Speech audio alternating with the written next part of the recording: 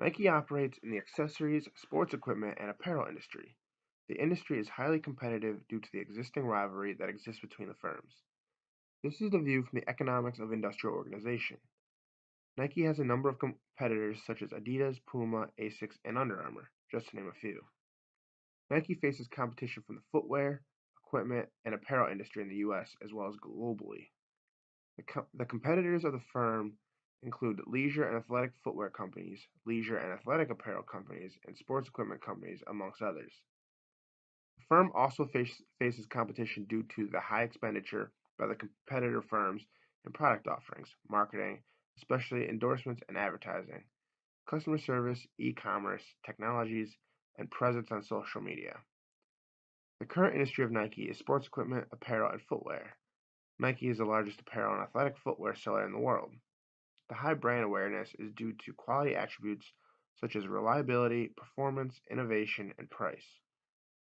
Nike marketing has also created a greater brand equity, especially based on the sponsorship deals with influential and prominent athletes, sports leagues, teams, coaches, and public figures. The revenues of Nike stood at 34.35 billion in 2017, as compared to 32.37 billion in the previous year. The gross profit for the firm was 15.3 billion in 2017 as compared to 14.9 billion in the previous years. However, the gross margin for Nike reduced from 46.2% in 2016 to stand at 44.6% in 2017. The basic earnings per share increased from 2.21 in 2016 to stand at 2.56 in 2017.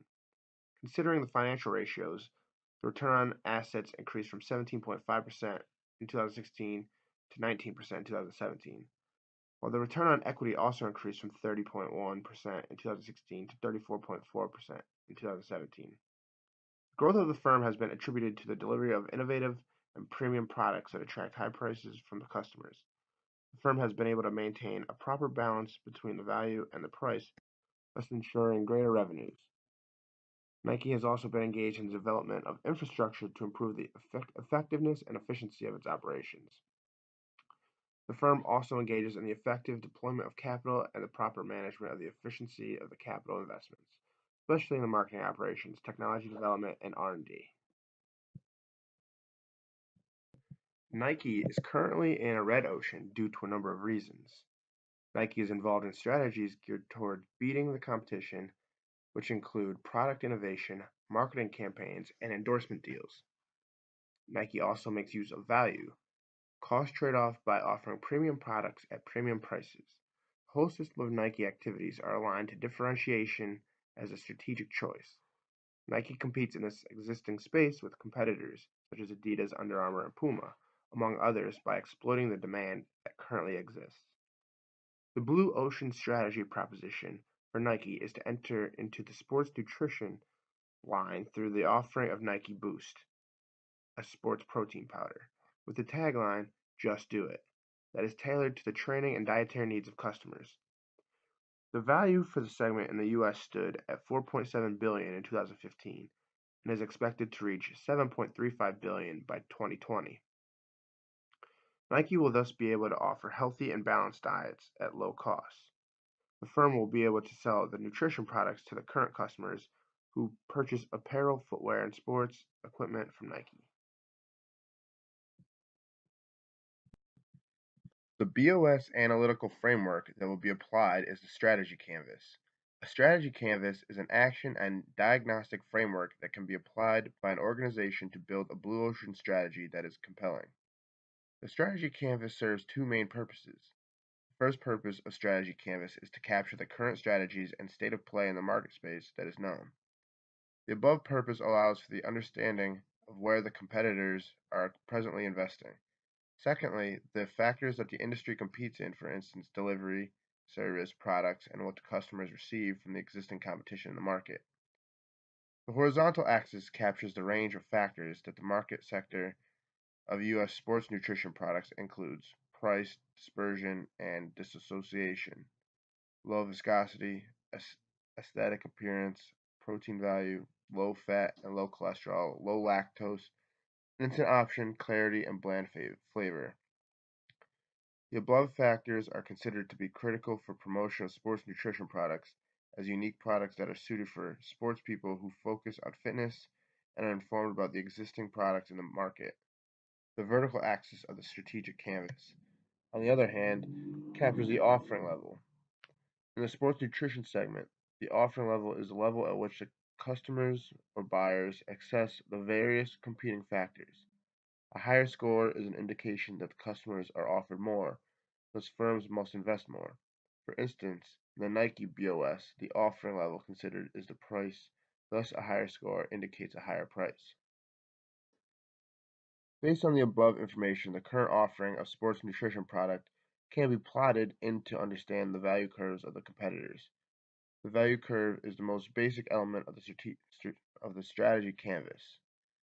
The value curve is a graphical depiction of the relative performance of a company across the factors of competition in the segment or industry.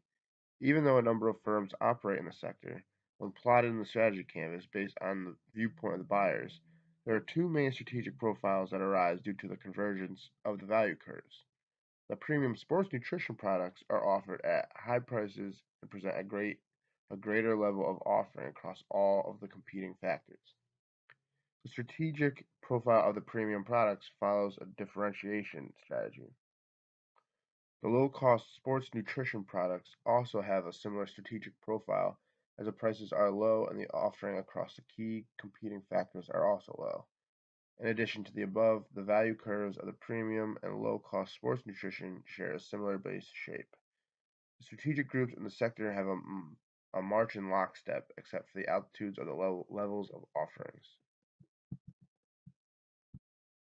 The Four Actions framework asks four main questions used to challenge the business model, strategic logic of an industry. It is used to reconstruct the elements of buyer value chain through the crafting of a new value curve. First, it is used to eliminate the factors that firms in the industry have traditionally competed on, as such factors are often taken for granted. Such factors can even distract the firm from creating real value to the customers. The second question is a consideration of whether services and products of the firm are over-designed in the quest to beat or match the competitors. Such a race to match competitors can increase a firm's cost structure without providing any value to the firm. Thirdly, there is a consideration of the compromises that an industry or a sector forces customers to make.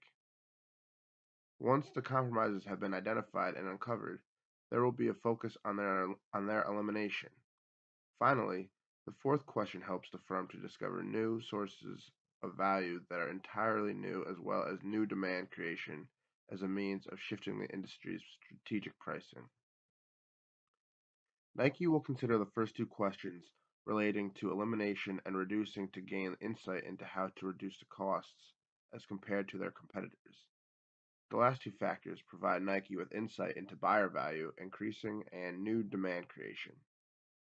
The four-action framework will help Nike to explore in a systematic manner the buyer value in the alternative industry to provide buyers with new experience while also ensuring that the costs are low. Creating an elimination help the firm to change competing factors, thus rendering the existing competition basis irrelevant. The Four Actions framework will be applied to the strategic canvas of the sports nutrition sector. Nike will develop a sports nutrition product that breaks from the competition by being accessible to all people, including students, leisure athletes, professional athletes, joggers, as well as individuals in their home gyms. By acting on all of the elements to eliminate, reduce, raise, and create, Nike will be able to unlock the uncontested market space, thus changing the face of the sports nutrition industry by offering ease of selection, adventure, and fun. Nike, through the product, can reduce or eliminate the traditional factors that the industry competed on. Nike Boost is a blue ocean strategy product that Nike can use to exit the red ocean market where it currently operates. Even though Nike makes significant revenues in the current market, the firm's profitability levels have been reducing due to the increased competitiveness. Once the Blue Ocean strategy has been implemented, it can be protected through the use of value innovation, patents, brand image, and the high volume production.